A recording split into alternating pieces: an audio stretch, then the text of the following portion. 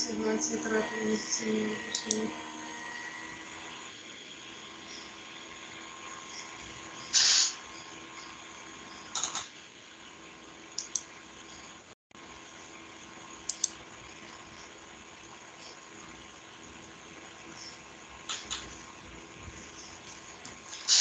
Muy buenas tardes, respetados y apreciados colegas de la red de prestadores del laboratorio clínico del departamento de Córdoba. En nombre del Laboratorio de Salud Pública y su coordinadora, la doctora Mayret Paula Gómez Negrete, le damos la más cordial bienvenida una vez más a este curso Implementación de la Resolución 1619 del 2015 para nuestra red de prestadores. Sean todos bienvenidos. En el día de hoy vamos, como ustedes saben, a revisar el contenido del estándar de bioseguridad y manejo de residuos según la resolución 1619 del 2015. Vamos en el día de hoy primero a ver todo el contenido temático y al final les dejamos el enlace para que ustedes realicen la evaluación de la clase anterior que corresponde al estándar de referencia y contrarreferencia. Lo vamos a hacer de esta manera porque este estándar, como ustedes saben, es bastante denso y para efectos de optimizar el tiempo, vamos a hacerlo entonces de esta manera y sin más preámbulos, sepan todos que estamos grabando esta reunión. Vamos a dar inicio entonces a nuestro estándar de bioseguridad y manejo de residuos, no sin antes hacer énfasis en que el objetivo de esta clase, justamente la sexta clase, es identificar las herramientas para el cumplimiento del estándar de bioseguridad y manejo de residuos de acuerdo a la resolución 1619 del 2015. El estándar de bioseguridad y manejo de residuos nos viene en 1619 con 17 debes en total. De ellos, 13 son clase A, 3 son clase B y 1 es clase C. El estándar de bioseguridad y manejo de residuos hace referencia, partamos de iniciar allí diciendo que hace referencia a todos esos requisitos que están relacionados con la implementación de esas medidas y procedimientos que son básicos para la bioseguridad y el manejo de los residuos de acuerdo con la normatividad vigente. Quiero enfatizar especialmente que desde la OMS pues, tenemos la estrategia de una salud y desde ese enfoque de la estrategia de una salud lo que se busca es optimizar la salud para las personas, para los animales y para el medio ambiente, teniendo en cuenta el impacto del cambio climático. Entonces, quiero hacer énfasis porque toda esta temática de bioseguridad y manejo de residuos está muy relacionada, impacta directamente el tema de una salud o viceversa. El tema de una salud impacta mucho todas las exigencias que se están dando a nivel de este estándar de bioseguridad y manejo de residuos. Y comenzamos con nuestro criterio 5.1, que es de obligatorio cumplimiento y nos dice que el laboratorio cuenta con un manual o procedimiento de bioseguridad que está aprobado, implementado y divulgado. Entonces, pues sencillamente se trata de eso, de que tengamos nuestro manual de bioseguridad, el cual debe estar disponible para todo el talento humano involucrado con todas las actividades misionales del laboratorio. Y lo importante es que precisamente ese manual de bioseguridad pueda estar así disponible para todas las personas que requieran en un momento dado su consulta. Entonces, desde este orden de ideas, ese manual de bioseguridad documentado, aprobado y divulgado, que debe estar implementado y debe estar disponible, es importante, muy importante, porque en él se deben describir todas las muestras que se manipulan en el laboratorio para poder garantizar así la especificidad que se maneja de acuerdo al riesgo biológico que está asociado a ese tipo de, digamos, de muestras que estamos manejando. ¿Qué quiere decir esto? Esto implica necesariamente un análisis de riesgo. El análisis o evaluación del riesgo biológico que todos debemos hacer, o que todos los laboratorios clínicos deben hacer en sus, digamos, en sus propias instalaciones, en sus propias infraestructuras, en sus procesos, que es muy particular porque no son los mismos riesgos biológicos exactamente de un laboratorio a otro. Entonces es importante que realicen esa evaluación del riesgo biológico, como vamos a ver en el siguiente criterio, el 5.2a, que también es de obligatorio cumplimiento y que nos dice que el manual de bioseguridad tiene un enfoque basado en la identificación, análisis y gestión de los riesgos acorde a esos agentes biológicos y metodologías que se manejan en el laboratorio. Entonces, como podemos darnos cuenta, por eso es importante que en ese manual de bioseguridad tengamos identificado, analizado y gestionado los riesgos que están asociados a esas muestras que manipulamos o que manejamos en el laboratorio. ¿Esto qué quiere decir? Parte de que tengamos entonces en nuestro profesiograma el perfil vacunal de todo el talento humano, sobre todo específicamente y más que todo del misional. Y esto, claro que sí, debemos tenerlo muy de la mano con todo lo que se maneja o las personas o el equipo que está respondiendo o responsable por el sistema de gestión de la salud y seguridad en el trabajo. Va muy de la mano, entonces de allí podemos, digamos, hacer un trabajo como muy interdisciplinario. También es importante tener en cuenta que este manual de bioseguridad que nos pide identificar, analizar y gestionar los riesgos que están asociados a las muestras que manipulamos en el laboratorio es exactamente digamos, un requisito que nos pide de la OMS el manual de bioseguridad en su 4ª edición. Allí tenemos, digamos, toda la documentación referenciada con la que podemos trabajar y poder realizar ese ajuste a nuestro manual de bioseguridad si aún no lo tenemos ajustado a esa 4ª edición del manual de la OMS que nos está pidiendo todo este proceso de identificación, análisis y gestión del riesgo que está asociado a las muestras que manejamos. Esto quiere decir que necesariamente, y vuelvo y enfatizo, el manual de bioseguridad debe estar actualizado según la versión 4ª del manual de 2020 de la OMS. Además, para los casos que aplique a aquellos laboratorios que trabajan, manejan en el laboratorio tuberculosis, entonces también requerimos que referenciemos el manual de bioseguridad en el laboratorio de tuberculosis. La versión del 2013 es la que aún está vigente.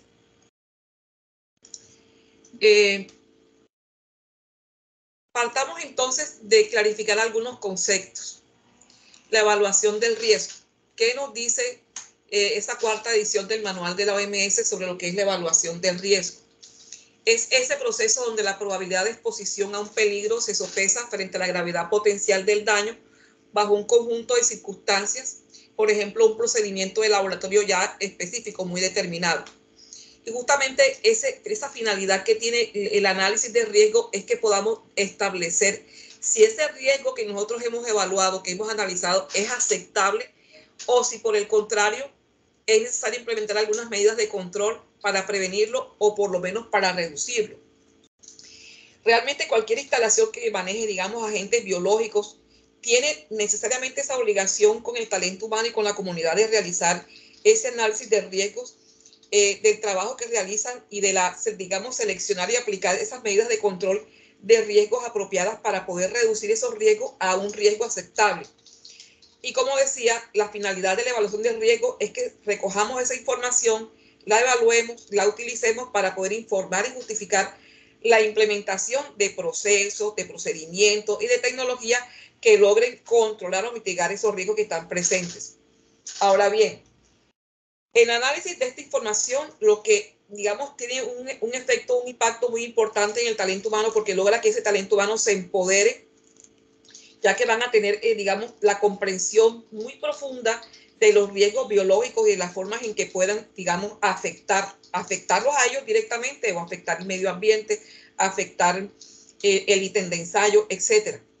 Esto, digamos, refuerza el criterio compartido de unos patrones de comportamiento que están, digamos, buscando una cultura de seguridad, una cultura de bioseguridad, de biocontención, que garantice que las personas que trabajan en el laboratorio, sobre todo los que están en la parte misional, puedan, digamos, garantizar un trabajo seguro que mantenga, digamos, en todo tiempo la probabilidad de minimizar el impacto de que un riesgo por, impacto biológico se pueda presentar o por un agente biológico se pueda presentar.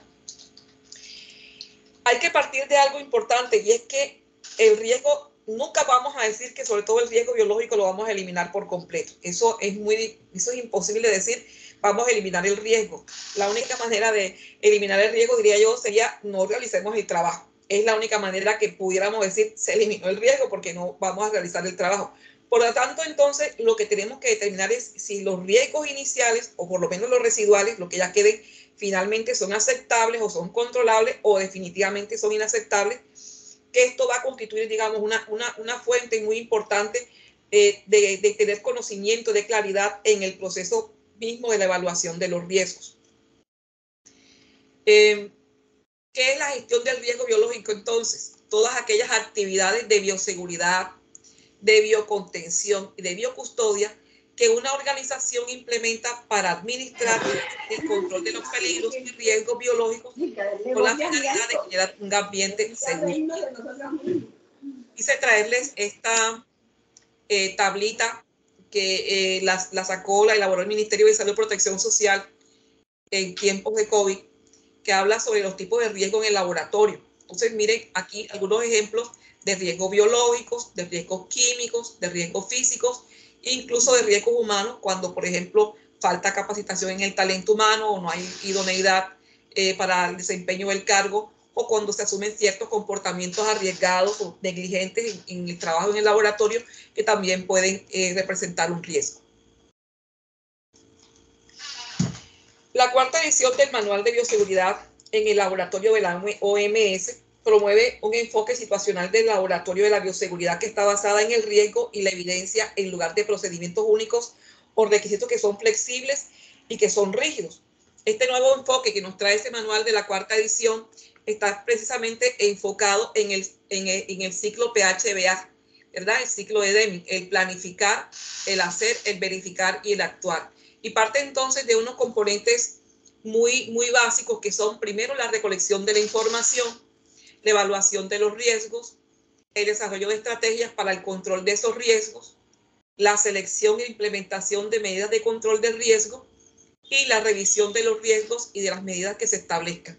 Estos son cinco aspectos básicos que se deben, precisar dentro de ese enfoque de gestión del riesgo en ese ciclo, en el marco de ese ciclo PHBA. Antes de iniciar el proceso en el laboratorio, él mismo debe cuestionarse sobre qué, sobre la efectividad de las medidas de seguridad que van a ser implementadas, sobre el nivel de bioseguridad al que pertenece el laboratorio. Esto es muy importante, que el laboratorio conozca cuál es su nivel de bioseguridad al que él pertenece, la peligrosidad de los patógenos con los que van a estar en contacto, tratar y desechar adecuadamente el material biológico infeccioso, el tema de la clasificación y la debida organización de las sustancias químicas y los reactivos que se utilizan en el laboratorio, la seguridad misma de las instalaciones del laboratorio, la ubicación adecuada del laboratorio con relación, por ejemplo, al entorno de acuerdo a las labores que se realizan en él, la identificación de agentes biológicos asociados con mayor frecuencia con infecciones que son contraídas en el propio laboratorio. Se debe tener también claridad de cómo ocurren estas infecciones, si se sabe, por ejemplo, cómo pueden ser prevenidas y si se cuenta con un plan de respuesta ante posibles emergencias. En el caso, por ejemplo, del manual de bioseguridad de la cuarta edición, que está precisamente, como les decía, basado en el marco de la evaluación de riesgo, la idea es esa, que este manual de bioseguridad se basa en ese marco de evaluación de riesgo y que presenta previamente la tercera edición, la edición anterior, presentaba una evaluación exhaustiva y transparente de los riesgos, que estaba basada en pruebas que permitieran equilibrar las medidas de seguridad con el riesgo, real del trabajo que se realiza en el laboratorio. Pero aquí, en esta cuarta edición, digamos que se presenta una evaluación aún más exhaustiva y transparente de esos mismos riesgos. Por eso es tan importante que ustedes, que todos hagamos esa actualización y ese viraje hacia el enfoque que trae el manual de la cuarta edición. Y justamente el objetivo en esta cuarta edición es orientar el desarrollo en materia de bioseguridad, incluyendo un sistema nacional de supervisión, formación, de mejores prácticas de trabajo y un marco, ojo, hago énfasis nuevamente, un marco de evaluación de riesgo para promover una cultura de seguridad responsable que colabore con el desarrollo de la capacidad del país y que cumpla con este reglamento sanitario internacional. Entonces, mire lo importante que es ese análisis de riesgo. Siempre la respuesta va a estar allí en ese análisis de riesgo para promover o ir hacia una cultura de seguridad que sea responsable, responsable con las personas, con los animales y con el medio ambiente. El manual de bioseguridad en su cuarta edición nos viene con 7 monografías. Las 7 monografías son la evaluación de riesgos, el diseño y mantenimiento del laboratorio, las cabinas de seguridad biológica, otros dispositivos de contención primaria, equipos de protección individual, descontaminación y gestión de residuos, gestión del programa de bioseguridad, preparación y resiliencia ante brotes. Y bueno, para aquellos casos que aplique, ¿verdad? Debemos contar con el manual de bioseguridad en el laboratorio de tuberculosis, en donde se describen todos esos requisitos básicos para las instalaciones y las prácticas que pueden adaptarse a partir también de una evaluación de riesgos. Así las cosas, nuestro manual de bioseguridad mínimamente debe contener el nivel de seguridad del laboratorio, la evaluación del riesgo que se haya realizado en el laboratorio, la manipulación de los desechos, el tema de las cabinas de seguridad biológica, equipos de laboratorio, la manipulación segura de las muestras, los planes de contingencia y procedimientos de emergencia, la desinfección y esterilización, el transporte de sustancias infecciosas, sustancias químicas peligrosas, otros peligros en el laboratorio y el perfil profesiograma o perfil vacunal del talento humano. Bueno, como habíamos dicho anteriormente, que ese objetivo de la evaluación de riesgos es determinar si el riesgo evaluado es finalmente aceptable o si se deberán implementar unas medidas de control de riesgo más específicas para prevenir o para mitigar esos riesgos. Y que deben partir esa metodología, que la encontramos en la monografía, en una de las monografías de la edición, parte de identificar el peligro, luego evaluar el riesgo, seguidamente desarrollar la estrategia de control, seguidamente la selección e implementación de esas medidas de control y, por supuesto, debemos monitorizar o hacer seguimiento a esos riesgos, a esas medidas de control que hemos implementado.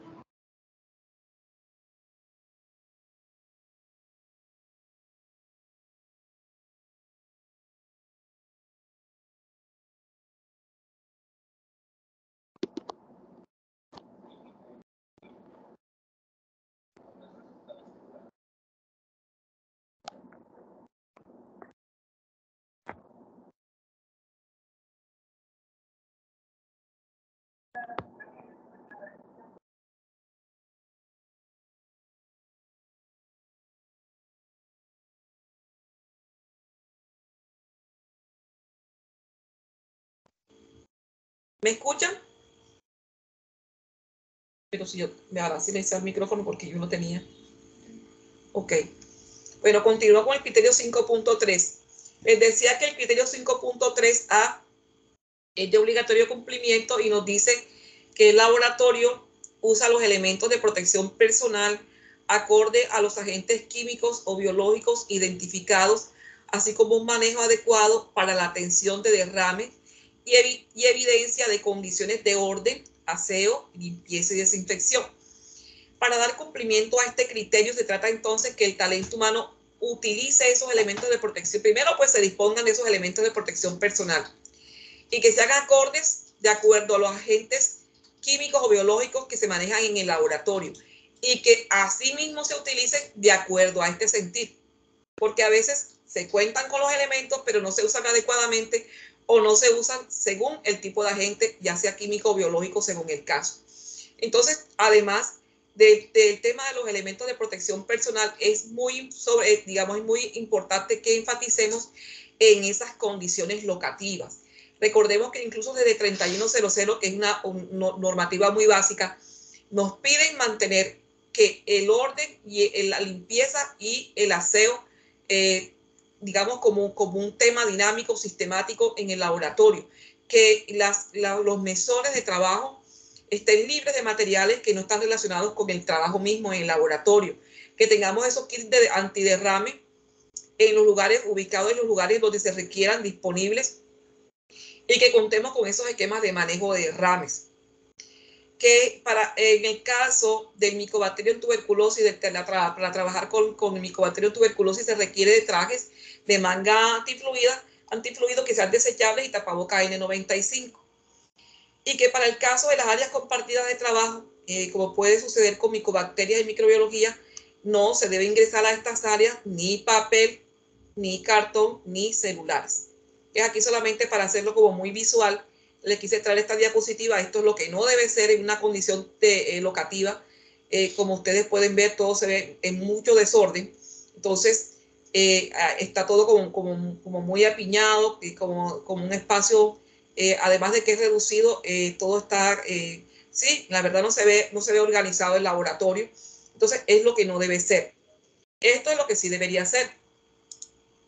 Entonces, tengamos en cuenta lo importante que tener el laboratorio ordenado, libre de materiales que no están relacionados con el trabajo, que entre los frentes de trabajo, que uno y otro tengamos esos espacios para movilización, no solamente del personal, sino también de nuestros equipos.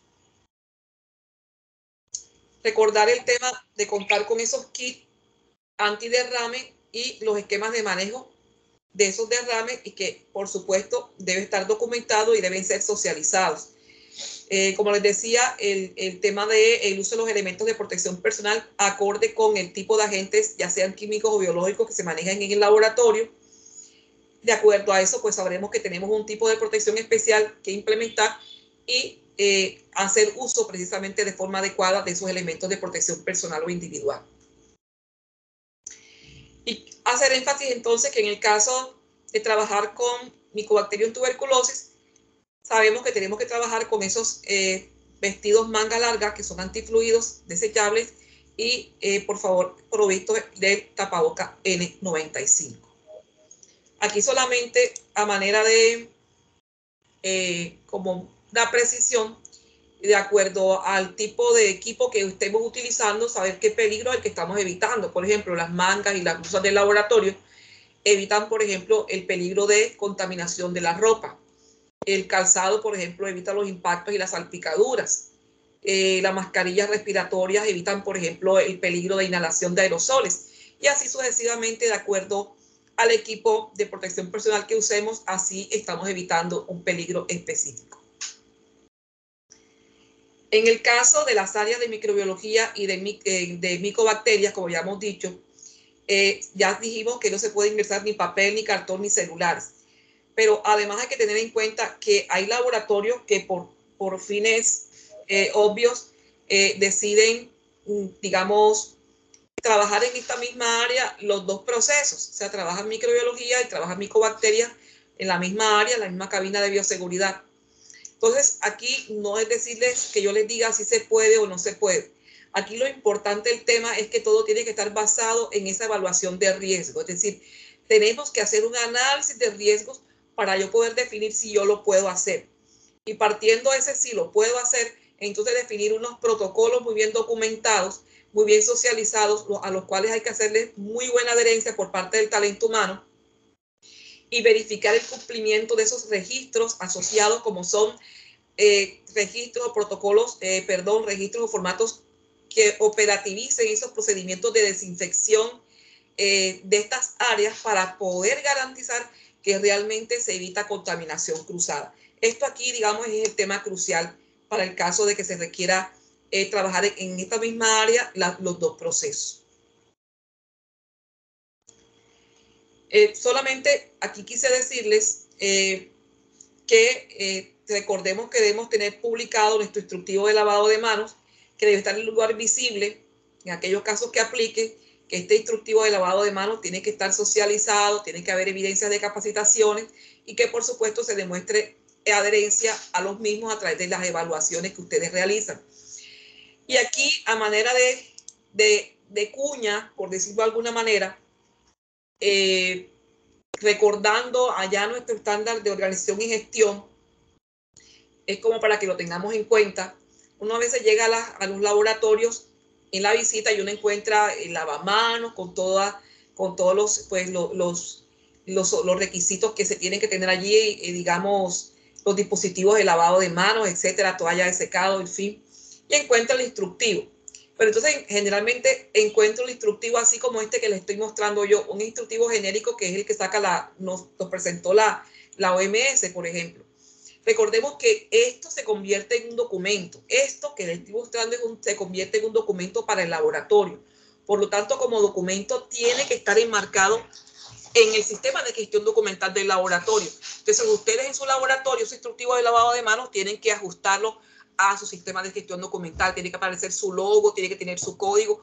O sea, es un documento que hace parte de ese listado maestro que ustedes tienen. Entonces, eso es importante para que ustedes lo tengan muy en cuenta. Bueno, vamos al criterio 5.4a, que también es de obligatorio cumplimiento. Este criterio 5.4a nos dice: el laboratorio cuenta con cabinas de seguridad biológica para el manejo y procesamiento de las muestras infecciosas. Entonces, se trata, para este caso, el criterio 5.4, darle cumplimiento que el laboratorio debe asegurar que realiza sus procedimientos técnicos para el manejo adecuado de los agentes infecciosos en una cabina de seguridad biológica para garantizar la integridad del ítem de ensayo, tanto del ítem de ensayo como del personal y del medio ambiente. Asimismo, estas cabinas de seguridad biológica, por supuesto, deben contar con sus calificaciones. Tienen primero una calificación de diseño, una calificación de instalación y la calificación correspondiente al desempeño. Bueno, aquí solamente quise como para presentarles y les quede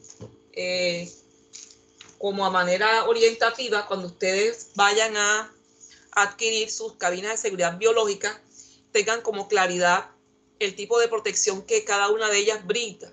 Entonces, solamente quise traerle como esa explicación aquí para que la tengan en cuenta. Para entrarnos un poquito más con el tema de las cabinas de seguridad biológica, que con ellas siempre hemos tenido muchas situaciones que se nos han presentado en las visitas, es importante enfatizar que la cabina de seguridad biológica, primero que todo, que representa una barrera de contención primaria, o sea, es una barrera de contención de tipo primario. Ella permite trabajar de una forma segura con los agentes biológicos. Y ustedes me dirán, bueno, pero si la cabina de seguridad biológica permite trabajar en forma segura con los agentes biológicos, porque dota de protección tanto al usuario como al ambiente, como al mismo material con el que se está trabajando, al ítem de ensayo, entonces para que yo requiero toda esa vestimenta que requiero trabajar frente a la cabina de seguridad biológica, porque tenemos que ir más allá, siempre tenemos que ir más allá y no podemos quedarnos con eso, o sea, hay que ir más allá de que se pueda presentar un accidente, una situación que exponga al operario, y por eso es que sí debe estar provisto de estos elementos de protección personal. Y que es muy importante que esta cabina de seguridad biológica contenga o tenga vigente esa intervención metrológica que requiere para garantizar que el trabajo que realiza realmente sí lo está realizando. Así las cosas, esa confirmación metrológica se trata de una calificación primero de diseño, el original, que lo da la casa fabricante, luego una calificación de la instalación, cuando, como su nombre lo indica, el proveedor lo instala, lo coloca lo pone en marcha allí en el laboratorio, y ya la calificación del desempeño cuando ya está en marcha y estamos sabiendo de que está cumpliendo, está trabajando según lo requerido. Bueno, este es otro tema que también surgen muchas inquietudes con relación a cómo se debe limpiar la cabina de seguridad biológica. Bueno, como ustedes saben, todos los equipos se tienen que limpiar o desinfectar de acuerdo a la información que da el fabricante, de acuerdo a las indicaciones que trae el fabricante. Pero aquí me atrevo a decirles que deben tener en cuenta algo muy importante: no utilicen formaldehído. Formaldehído es altamente cancerígeno, por eso no se debe trabajar, no se debe limpiar con formaldehído las cabinas de seguridad biológica. Se debe limpiar con hipoclorito de sodio. Pueden usar 10.000 partes por millón por 5 minutos o 5.000 partes por millón, pero duplican el tiempo a 10 minutos. Luego termina la limpieza con alcohol o con agua y está lista para su uso. Entonces, esto para que lo tengamos en cuenta. Aquí hay otro aspecto muy importante que me hablan mucho, ¿no? Que las lámparas esas de luz ultravioleta que se utilizan, no es recomendable trabajar con las lámparas de luz ultravioleta porque ellas no penetran. Muchas veces en estos digamos, mesas de trabajo de la cabina dejamos guardianes o tenemos puntas, etcétera. Entonces, la luz ultravioleta no penetra en esos dispositivos. Por eso es importante que, digamos, que lo que realmente genera es como una falsa seguridad. Por eso no debemos trabajar con luz ultravioleta, además de que también es nociva para la salud humana. Otro tema importante también, digamos, estos énfasis que estoy haciendo en este momento, en este curso, no lo había socializado antes porque, digamos, son situaciones que se presentan en el día a día en las visitas. Entonces, es como que lo que uno va alimentando y aprendiendo cada día de las situaciones que uno ve en los laboratorios, y considero por eso importante hacer énfasis en estos aspectos, y por eso en este curso lo he incluido, porque sé que es, digamos, de mucha utilidad para todos ustedes.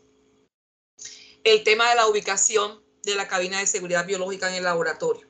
No es ubicar la cabina en el lugar que más me guste, que se vea más bonita, o donde se vea que todo el mundo pase y la vea porque me costó tanto el equipo y yo quiero que me lo vean y ahí lo tengo. No. La cabina de seguridad biológica tiene que estar ubicada en un sitio por su razón de ser, para su razón de ser. ¿Qué quiero decir con esto? Que tiene que ser un área de trabajo adecuada para organizar los materiales, de manera que el trabajo fluya de una manera del área más limpia a la menos limpia, o lo que quiero decir, del área más limpia al área sucia. Esa es la ubicación de la cabina, teniendo en cuenta el flujo de aire en el laboratorio.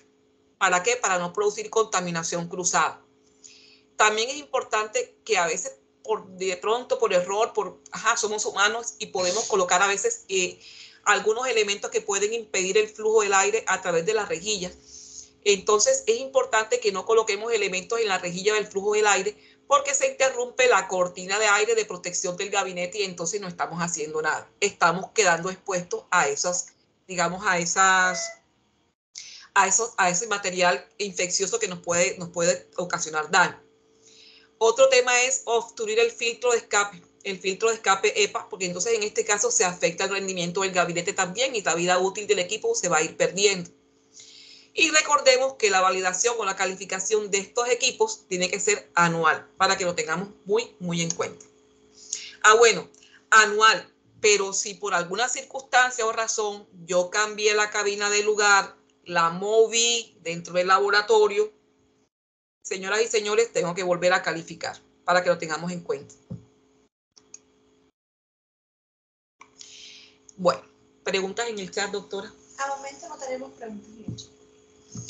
Bueno, criterio 5.5, que es de obligatorio cumplimiento, nos dice, el laboratorio tiene un plan o manual para la gestión integral de residuos generados en sus diferentes secciones o ambientes de trabajo, ajustado a su caracterización del riesgo y de acuerdo a la normatividad vigente. Bueno, aquí se trata entonces de que construyamos ese documento, nuestro PGIRASA, teniendo en cuenta toda esta norma que sabemos que tenemos vigente, el decreto 351 del 2014, la ley 1164, la resolución 1164, del 2002, el decreto único del sector ambiente, el 1076, en fin, todo lo que es la normatividad que impacta o que tiene de una u otra manera que ver con todo el tema PGIRASA.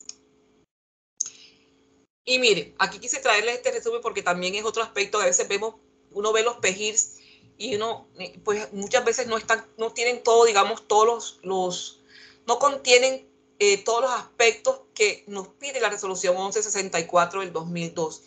Miren, son 15 puntos que se deben desarrollar necesariamente en el PGIRASA y parte del diagnóstico ambiental sanitario que es único y exclusivo de cada institución, es muy personalizado.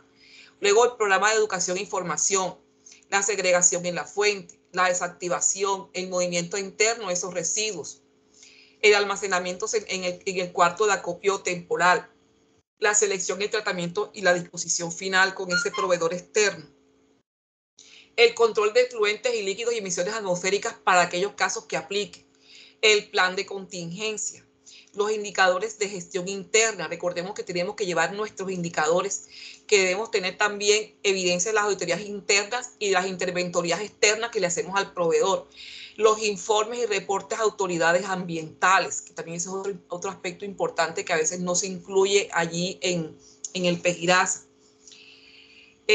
Los programas de tecnologías limpias, que también es una exigencia, los cronogramas de actividades para todo el desarrollo digamos, del PEGIRASA anual, y por último, la revisión, constante seguimiento y mejoramiento continuo en esta temática.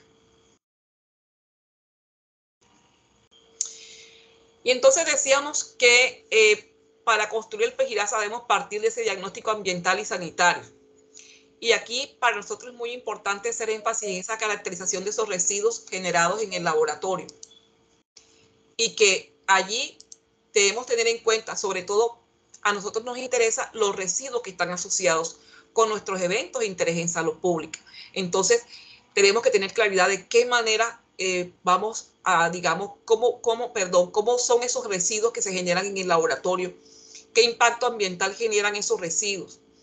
Cómo logramos nosotros, por ejemplo, minimizar el impacto mediante el hacer una buena, adecuada segregación, desactivación, almacenamiento en el cuarto de acopio, de la manera como hacemos ese movimiento interno de nuestros residuos hasta la entrega al gestor externo, bioresiduos en nuestro caso en Córdoba. Y por supuesto, todo el tema de garantizar, asegurar la capacitación y la formación del talento humano. En el criterio 5.6, que también es de obligatorio cumplimiento, nos dice: el laboratorio cumple con las especificaciones técnicas de los recipientes para la recolección de residuos reutilizables, desechables, cortopunzantes, químicos y radioactivos. Entonces se trata aquí de que para que hagamos esa segregación de nuestros residuos en todas las áreas del laboratorio debemos realizarlo teniendo en cuenta pues estas especificaciones adecuadas en dimensiones, en tipo de resistencia, material que esté rotulado, que tenga sus pictogramas, de acuerdo al tipo de residuo de que se trate, todo enmarcado en esa exigencia de la resolución 1164 del 2002. Entonces aquí quise presentarles como un ejemplo, ¿verdad?, de esos recipientes adecuados en sus dimensiones, en su tipo, en su resistencia, de acuerdo al tipo de material, para darle cumplimiento a la resolución 1164. Aquí ven ustedes, por ejemplo, los guardián, que debe estar empotrado. Miren cómo debe ser la identificación de los contenedores, de las bolsas. Aquí solamente para enfatizar en cómo debe ser ese rotulado con los pictogramas de acuerdo al tipo de residuo, que también nos lo pide la resolución 1164, que si estamos, digamos, descartando un desecho, un residuo inflamable, debemos cómo lo vamos nosotros a caracterizar, cómo lo vamos a identificar, a rotular, que si es cancerígeno, si es oxidante, si es, por ejemplo, corrosivo o si es explosivo. Entonces, de acuerdo a esa característica, tendremos que también colocar el respectivo pictograma al contenedor. El tema de las etiquetas para los residuos peligrosos, aquí solamente a manera de un ejemplo, de unos ejemplos que les quise traer. Ustedes tendrán el suyo propio, pero aquí les puedo presentar esto que les puede ser de utilidad. Aquí tenemos otro ejemplo de etiqueta para residuos peligrosos. Aquí hay más ejemplos, por ejemplo, rótulos para las bolsas rojas, rótulos para los contenedores que son reutilizables, nuestras canecas, cómo los vamos a marcar. Y por supuesto el rótulo para los recipientes cortopunzantes, que también no nos olvidemos de ellos, son muy claves en este tema. Aquí un ejemplo, una etiqueta para un guardián de seguridad. Aquí es muy importante en el tema de del guardián tener, digamos, un apartado donde se describa el tiempo de reposición. Y esto es el ejemplo de lo que no debe ser. También lo quise traer. Cómo no descartar o cómo no debemos descartar un cortopunzante. Miren estas bolsas rojas donde se descartaron todos estos desechos que son como restos de comidas, etcétera. Cómo no se deben organizar las bolsas en el cuarto de acopio, que a veces llega uno a una visita y encuentra una cantidad de bolsas una sobre otra y uno no sabe de qué servicio provienen realmente.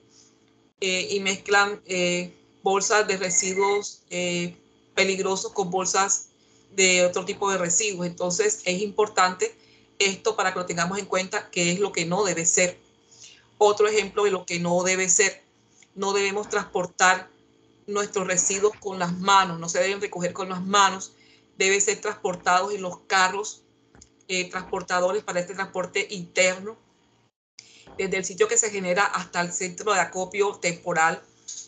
Debemos tener nuestras bolsas marcadas, no así como esta que tan sin identificar. Entonces, para que lo tengamos muy, pero muy en cuenta. Todo este tema, mire, de contaminación cruzada, donde mezclan bolsas rojas con bolsas de otro tipo.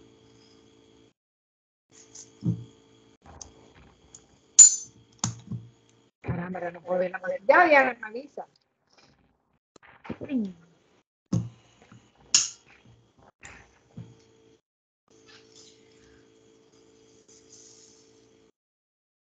¿Hay preguntas en el chat, doctora Mafe? No, señora, al momento no tenemos. Bueno, criterio 5.7 es de obligatorio cumplimiento y nos dice: el laboratorio adopta el código de colores para los recipientes de recolección de residuos y realiza una correcta separación de residuos de acuerdo a la actividad desarrollada por cada sección de trabajo. Entonces, aquí, de acuerdo al plan, al PEGIRASA que tengamos en nuestras instituciones, debemos seguir esas especificaciones que nos trata sobre el código de colores para el manejo de esos residuos, aplicando entonces toda la temática de la normatividad que ya hemos hablado anteriormente. Aquí tenemos entonces, para darle cumplimiento a ese código de colores y hacer la separación, la segregación adecuada de los residuos, para el tema país nos exigen, ¿verdad?, los residuos aprovechables en caneca blanca, que es todo el tema de plástico, cartón, vidrio, papel, metales. La caneca verde para los residuos orgánicos aprovechables, restos de comida, desechos agrícolas, entre otros. Y los residuos no aprovechables en la caneca negra, todo el tema de papel higiénico, servilletas, papeles, cartones que están contaminados con comida, papeles metalizados, y nuestra caneca roja para todo el tema de riesgo biológico. Tenemos una pregunta en el chat, doctora. Dígame, Doc. El doctor Jaime Barrios pregunta que cuando se cambia un equipo de lugar dentro del laboratorio, ¿se necesita una recalibración con la cámara del flujo? Si se cambia de lugar, ¿qué documento se debe generar? La cámara de flujo laminar, recordemos que ella no se califica porque no tiene calificación.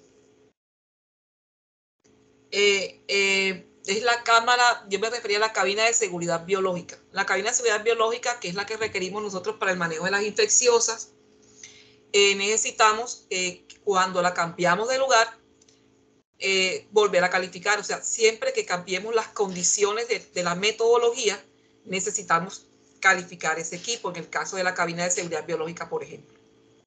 No sé si entendí bien la pregunta que me estaba haciendo el doctor.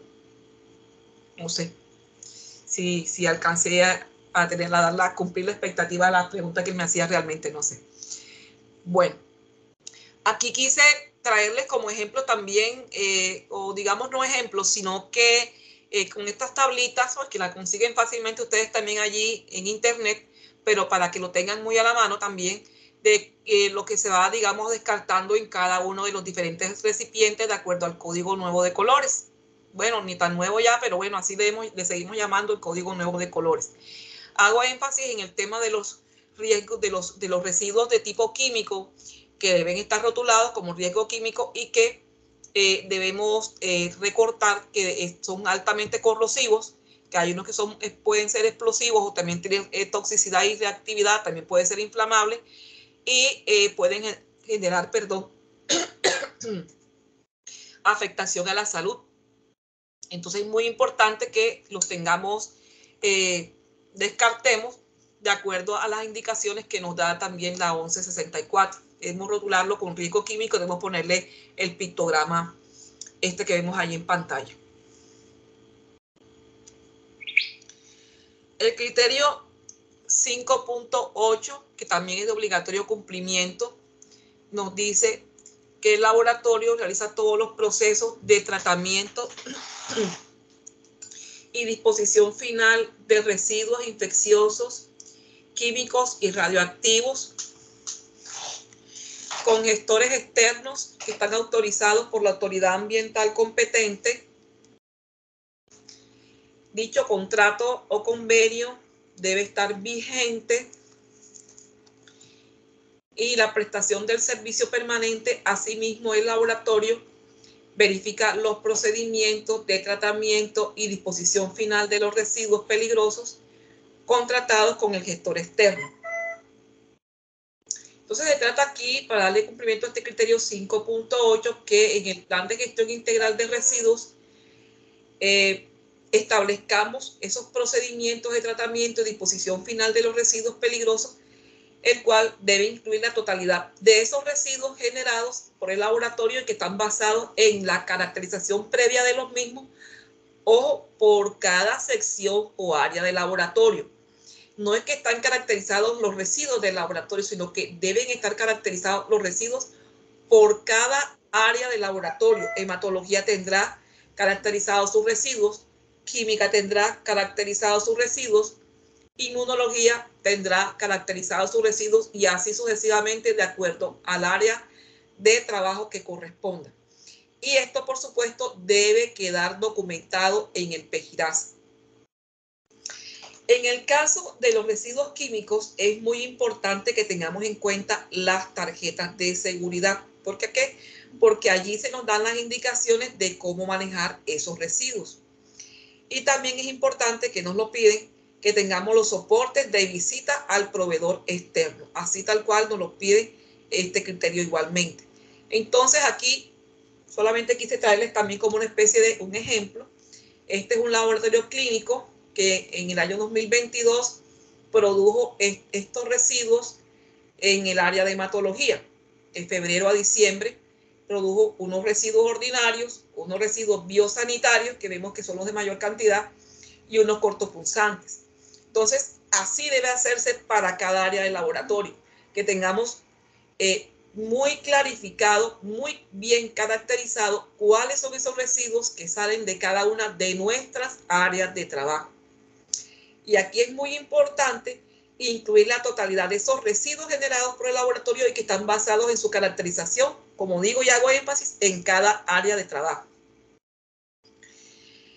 Solamente también para enfatizar lo que nos pide el criterio, y es que digamos, tengamos los soportes de las visitas que hacemos al gestor externo. Esto es, los seguimientos que le hacemos a nuestro gestor externo, en este caso bioresiduos, creo que es el igual para todos, el mismo para todos. Esas visitas o ese seguimiento que incluso ahora lo están haciendo ya también virtual, pero igual cumple la función de que como prestadores somos los responsables finalmente de esa disposición que se le hace de nuestros residuos. No porque la tengamos contratada nos vamos a deslindar de esa responsabilidad. Seguimos siempre teniendo esa responsabilidad de qué sucede con esa disposición final de nuestros residuos. Por eso es importante que nosotros le hagamos seguimiento a nuestro proveedor, a nuestro gestor externo. Aquí sencillamente una parte de una lista de chequeo que les quise traer como ejemplo. Lo importante es que esto quede sentado un acta, que ustedes tengan esa evidencia porque en las visitas se les pide. Y aquí también, solamente también a manera de ejemplo, recordemos que debemos contar con esas fichas técnicas o fichas de seguridad de nuestros productos químicos, de los productos químicos que manejemos en el laboratorio, porque precisamente debemos tener conocimiento de esas tarjetas de seguridad en toda su información, sobre todo en todo el tema de manejo de emergencias, cómo proceder ante el caso de esos residuos químicos, ¿verdad? Entonces, debe estar identificado el material peligroso, debemos tener el dato del fabricante, la estabilidad y la reactividad del producto, la identificación de los peligros, la protección del personal y el control a la exposición, las medidas de primeros auxilios en caso de que suceda un accidente con ese residuo, las medidas para extinción de incendios, medidas para su vertido accidental, etc. Entonces, miren que es muy importante por eso contar con estas fichas de seguridad o tarjetas de seguridad muy a la mano. Generalmente deben estar ubicados en el sitio donde tenemos almacenados nuestros reactivos para saber en un caso dado cómo proceder. Y también en este caso, en el caso de que ya el residuo, o perdón, el producto ya culminó, saber cómo vamos a destinar ese residuo químico, cómo lo vamos a manejar. ¿Hay preguntas en el chat, Doc? No, señora, al momento no. Bueno, continuamos con el criterio 5.9, que es de obligatorio cumplimiento tipo B, y nos dice: el laboratorio realiza el pretratamiento in situ de los residuos como medida de bioseguridad o principio de precaución de impacto ambiental. Esto es, en el plan de gestión integral de residuos generados en la atención en salud y otras actividades, allí debemos tener documentados esos procedimientos de desactivación que deben incluir los residuos generados por el laboratorio y que deben estar basados en esa caracterización de los mismos por cada sección o área del laboratorio, como había dicho anteriormente en el anterior criterio, y que deben quedar descritos en el plan. Entonces, aquí también trae como una manera de ejemplo de alguna clase de algún tipo digamos, de sustancias o químicos que utilizamos para la desactivación, en este caso de baja eficiencia, y las ventajas y desventajas de cada uno.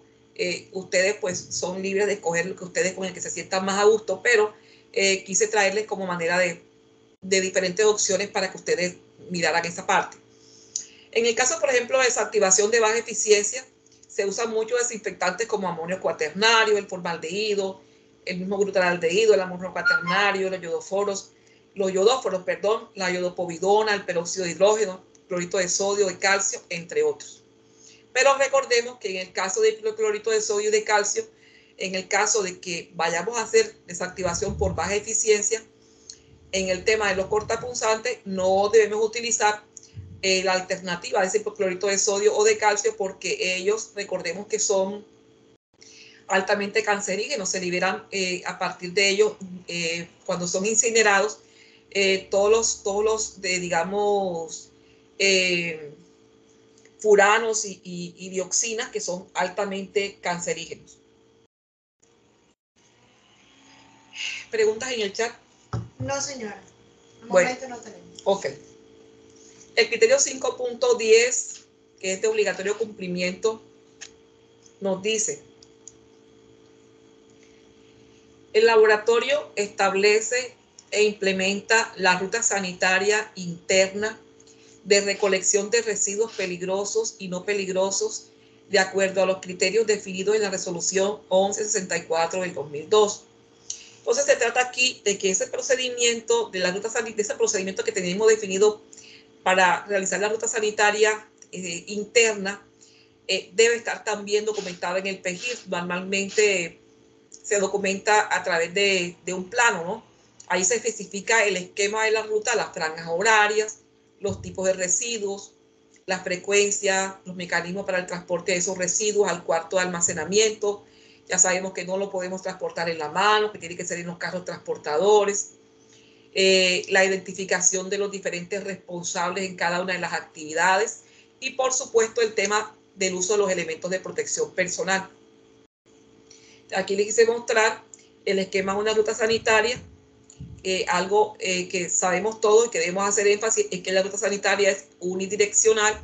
Entonces, ese esquema de ruta sanitaria tiene que ser descrita en el plan, igual las franjas horarias, el tipo de residuos, la frecuencia, los mecanismos de transporte al cuarto de almacenamiento temporal, la definición de los responsables y el tema del uso de los elementos de protección personal. El criterio 5.11, que también es de obligatorio cumplimiento, como vemos la mayoría en este estándar son de obligatorio cumplimiento, es un estándar bastante robusto y que al tener la mayoría de sus debes como obligatorios, Es un estándar que impacta de manera importante al final el puntaje que obtiene el laboratorio. Nos dice, el laboratorio tiene un cuarto central de acopio para el almacenamiento de residuos que cumple con la dotación mínima exigida por la normatividad vigente. Se trata entonces de contar con esos criterios de adecuación para ese cuarto de almacenamiento de residuos que debe estar ajustado a lo que nos pide la resolución 1164 del 2002. Entonces, miren lo importante que es que ese cuarto de acopio para almacenamiento temporal de los residuos, primero, esté aislado de los procesos asistenciales. Hay laboratorios que he visto, que he encontrado que tienen el cuarto de acopio dentro del área técnica o dentro del mismo laboratorio. Esto no debe ser así, tiene que estar aislado de los procesos asistenciales. Debe tener un acceso restringido, debe contarse con elementos de señalización, debe estar cubierto para protección de aguas lluvias, debe tener iluminación, también debe tener ventilación adecuada, las paredes deben ser lisas, de fácil limpieza, los pisos deben ser resistentes, lavables, importante que mantengan esa ligera pendiente al interior, debe contar con equipo de extinción de incendios, debe tener acometida de agua y drenaje para el lavado, contar con elementos que impidan el acceso a vectores y roedores, y por supuesto la ubicación del recipiente de los residuos infecciosos no debe estar o debe estar en un espacio diferente al de los residuos, al otro tipo de residuos, es decir, tiene que estar caracterizado ese almacenaje de acuerdo al tipo de residuos. Por ejemplo, aquí quise traerles de manera también muy visual para que ustedes vean.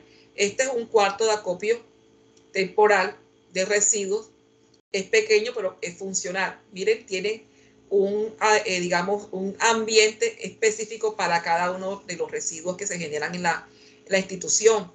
Cada cubículo, por decirlo así de alguna manera, cada ambiente cuenta con su desagüe provisto de rejilla, tiene iluminación, cuenta con su extintor, y mire que la puerta de cada ambiente garantiza el que pueda haber acceso de insectos y roedores.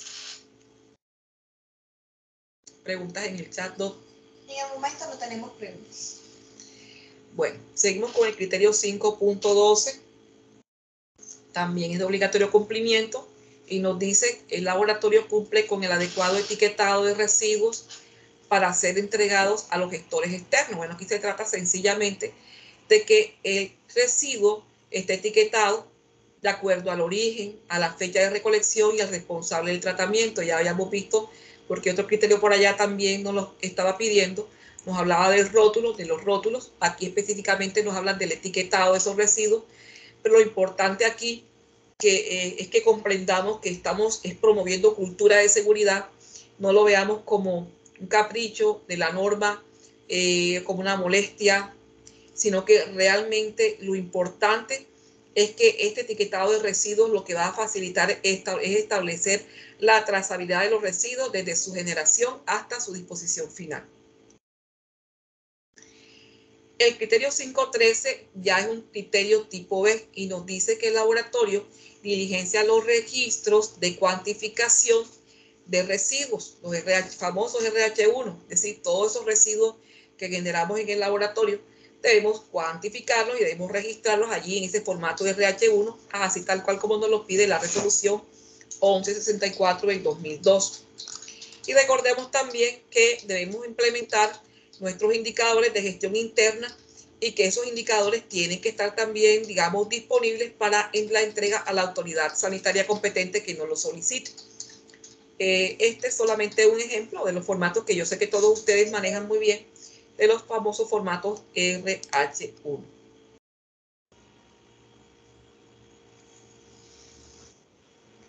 Luego tenemos el criterio 5.14. El criterio 5.14 nos dice, el laboratorio cuenta con la caracterización de aguas residuales mediante el laboratorio acreditado por el IDEAM y toma acciones frente a sus resultados asimismo cuenta con permisos para emisiones atmosféricas según aplique. Se trata entonces de que nosotros en los laboratorios clínicos contemos con la caracterización de las aguas residuales. Esto está, digamos, normatizado, sí, está reglamentado por el decreto 1076 del 2015 y la misma resolución 631 del 2015. Entonces, lo importante es que nosotros garanticemos esa caracterización de las aguas residuales. Hay un tema, eso, digamos, casi ya no se ve en los laboratorios, pero de todas maneras, como la norma lo trata, lo comenta, entonces aquí yo también les quiero enfatizar. En aquellos casos que el laboratorio maneje calderas o maneje hornos, por ejemplo, entonces sí, ya deberá contar con la solicitud de un permiso por la autoridad sanitaria competente, lo que se llama el permiso de emisiones atmosféricas. Pero en este caso, pues ya los laboratorios, por lo menos aquí en Montería y aquí en Córdoba, no he visto hasta ahora un laboratorio que, digamos, que le aplique llevar este certificado de emisiones atmosféricas, puesto que no maneja ya calderas, ni hornos, ni nada de eso. Bueno. Aquí tenemos entonces sencillamente para recordarles que esa certificación de la caracterización de aguas residuales, que es una obligatoriedad de norma, es un cumplimiento que ustedes deben realizar de manera anual. El criterio 5.15 es un criterio tipo B. Permítanme un instante, por favor.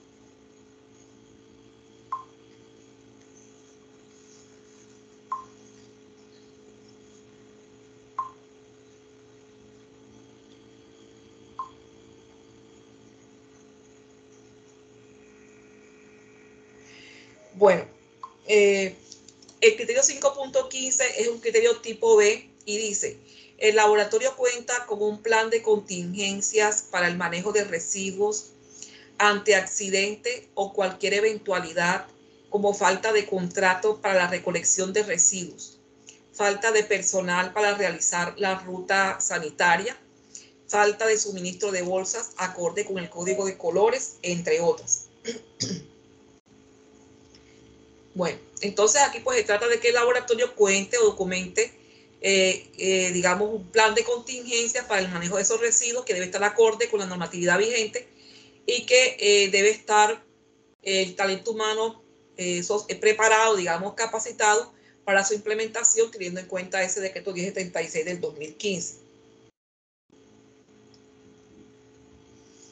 Aquí es importante que nosotros destaquemos que el plan de contingencias no es el mismo plan de emergencias y desastres. Ese también es otro punto que en el que quiero enfatizar, porque cuando uno les pide este plan de contingencia, le muestran a uno enseguida: corra, muestre el plan de emergencias a la doctora. No es el plan de emergencias y desastres. Ese es otro tema aparte. El plan de contingencia forma parte integral del PEGIRASA y justamente debe contemplar esas medidas para el manejo inadecuado de los residuos hospitalarios y similares. Entonces, miren, el plan de contingencia parte de digamos, tiene 9 escenarios, mínimo 9 escenarios, que son de los que habla el plan de contingencia. Primero, ¿qué sucedería o qué hacemos ante una contingencia por ruptura de bolsa? ¿Qué hacemos con la caída de contenedores con material cortopunzante?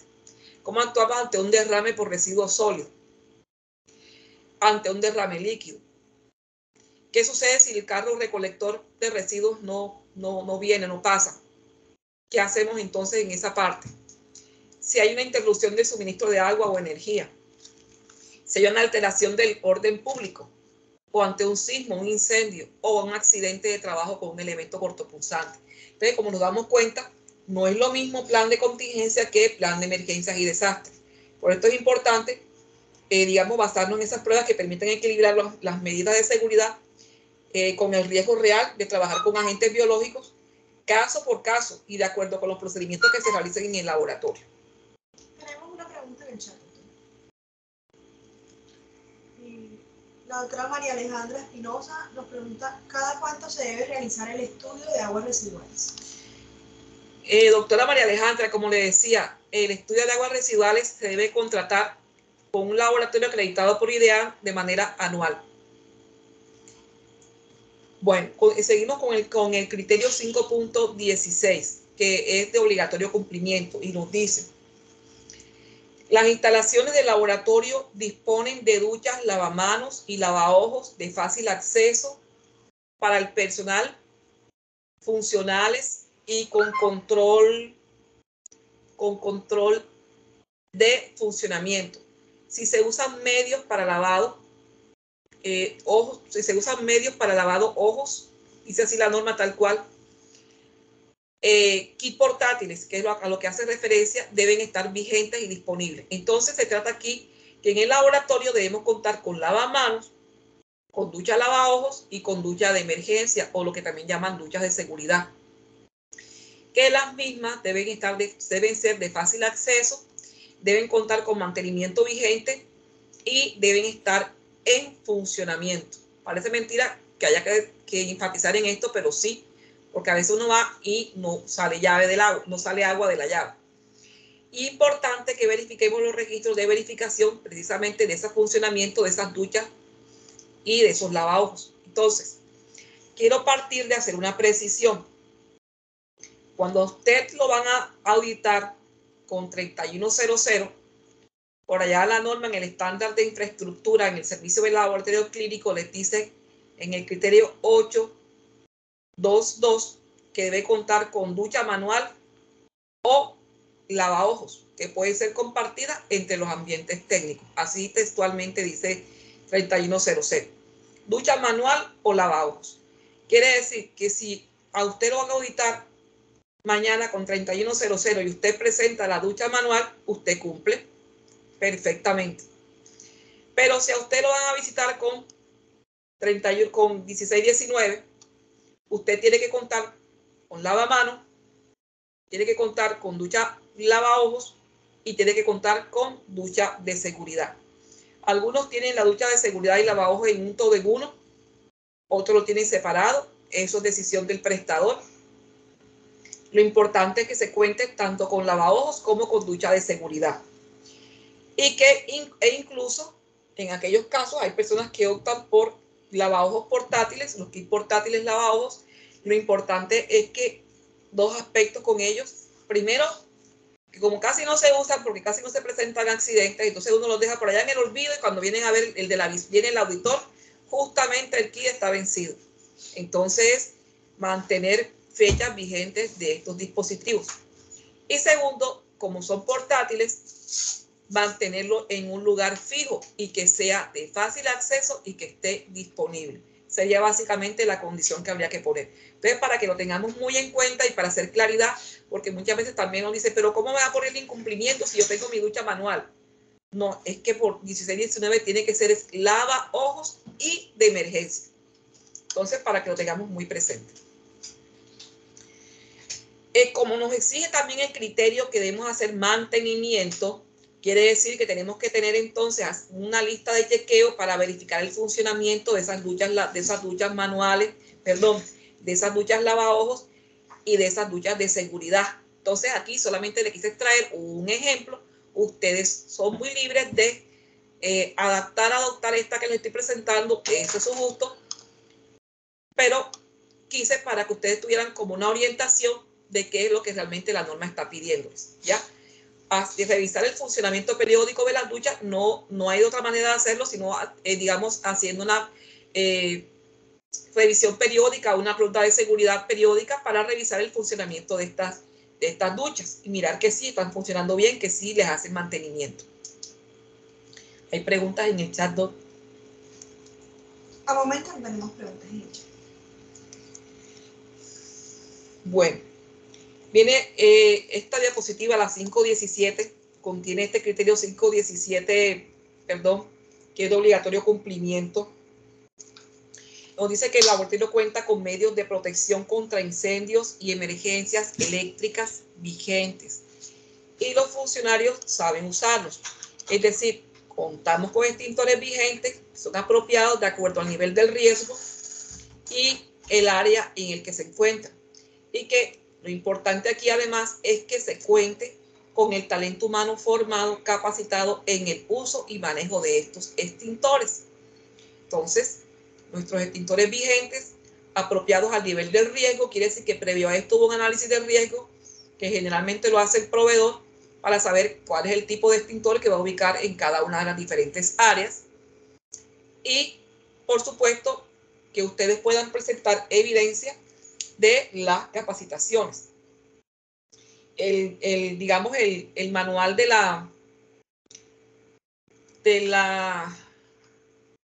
o el requisito de la norma, perdón, es que se garantice las dos cosas, que se cuenten con el extintor adecuado al tipo de riesgo y que este extintor esté vigente y que además se evidencien las capacitaciones en relación con el mismo. Finalmente, recordemos las capacitaciones que debemos, la normativa que maneja o que rige toda esta temática del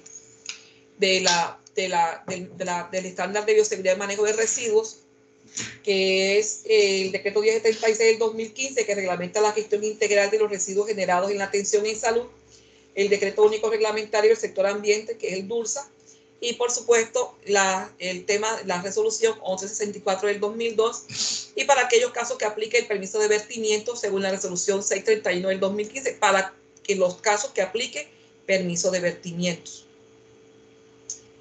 También es importante que ustedes cuenten con el concepto sanitario favorable de la autoridad de salud. Entonces aquí se trata de que en ese concepto sanitario favorable que te da la autoridad de salud, se asegure de que cuentan con agua para agua potable, que hacen adecuada gestión integral de los residuos, de que tienen soporte del control de plagas y que garantizan las condiciones locativas de orden de aseo y limpieza. Cuando estos aspectos se cumplen, se emite ese concepto técnico favorable. Aquí solamente para enfatizarles en que ese control de plagas debe incluir derratización, desinsectación y desinfección. Y que los plaguicidas de mayor uso, por el bajo, digamos, efecto residual que dejan o bioacumulación que dejan, por ser también menos carcinogénicos, son los de tipo piretroides. Tienen, digamos, un bajo efecto tóxico en los organismos que no son plagas y en los mamíferos. Importante, ojo, porque ya para el año entrante vamos a comenzar a pedir esto porque es muy importante, así la norma nos los exige, de que contemos con la ficha de seguridad de estos productos. Es decir, ese plaguicida con el que a usted le llevan su control de plagas, le realizan el control de plagas, usted debe contar con esa ficha de seguridad del producto. Entonces, esto hay que solicitarlo al proveedor. Básicamente, bueno, era lo que quería compartirles en esta tarde de hoy, nuestra sexta clase en el estándar de bioseguridad y manejo de residuos. Me pueden confirmar en este momento si hay preguntas en el chat, si tienen alguna inquietud o aporte que quisieran hacer. Estoy atenta con el mayor gusto.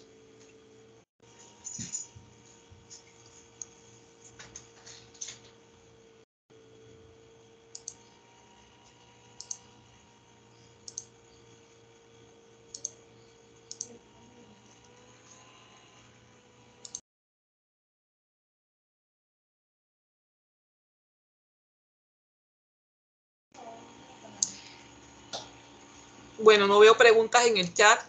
Bueno, aquí dice, ¿cada cuánto se debe? Ya respondí esa pregunta, del tema de las aguas residuales. No veo más preguntas en el chat. Para mí es muy importante que no queden dudas para ustedes. Si de pronto hay alguna pregunta que no podemos resolver porque no me la sé toda, nadie es dueño de todo el conocimiento, pues entonces hacemos la consulta, pero es importante que no se queden con ninguna duda o inquietud que con el mayor gusto yo les pueda resolver. Para mí, para el Laboratorio de Salud Pública, es muy importante que le podamos brindar este apoyo a ustedes, porque la idea que tenemos realmente, el deseo que tenemos de todo corazón es que los laboratorios, nuestra red de laboratorios se fortalezca, y precisamente esta fue, digamos, este es el sentir de la doctora Mayret Gómez Negrete, desde, digamos, la decisión de hacer este curso para toda la red de prestadores, que incluso, como ustedes saben, está quedando grabada todas las sesiones, para que ustedes una y otra vez que lo deseen lo puedan volver a escuchar, volver a consultar. En este momento, la doctora Mafe les acaba de compartir en el chat el enlace para que por favor firmen la asistencia a esta sexta clase. Y también vamos a compartir ya enseguida el enlace para que ustedes realicen la evaluación del estándar de referencia y contrarreferencia. Bueno, aquí hay una pregunta. La doctora Yuli Carolina me pregunta que le aclare lo del tema de los kits portátiles que pueden usarse si no tenemos duchas lavaojos. Ok, doctora. Bueno, se trata de que las duchas lavaojos, pues sabemos que tienen un costo, ¿no? Son costositas, es cierto. Entonces, muchos prestadores optan por utilizar kits portátiles, kit lavaojos portátiles, y cumplen la misma función, doctora, excelentes igual. Lo importante, lo clave con ellos es que usted lo tenga ubicado siempre en el mismo lugar, en lugar clave, porque como es portátil, hoy está aquí, mañana está sobre aquel mesón, y entonces en un momento de una emergencia, ¿dónde está? Búsquenlo, ¿quién lo tiene? Entonces la idea es que primero lo tengamos ubicado en un lugar fijo, que sea accesible y conocido por todos. Y segundo, que mantenga la fecha vigente, porque como casi no se usa, porque gracias a Dios son muy escasos los accidentes que se presentan, entonces no nos olvidamos del kit y dejamos que se venza el producto. Y justo el efecto Murphy, llega el auditor y ese mismo día es cuando me doy cuenta que el kit estaba vencido y me ponen que no cumplo el estándar. Entonces la recomendación es que si optamos por utilizar las duchas portátiles lavaojos, tengamos el cuidado de mantener esas fechas de vencimiento vigentes y ubicarlos en lugares accesibles, de fácil acceso, vuelvo y repito, y que sea de conocimiento de todo el equipo de trabajo.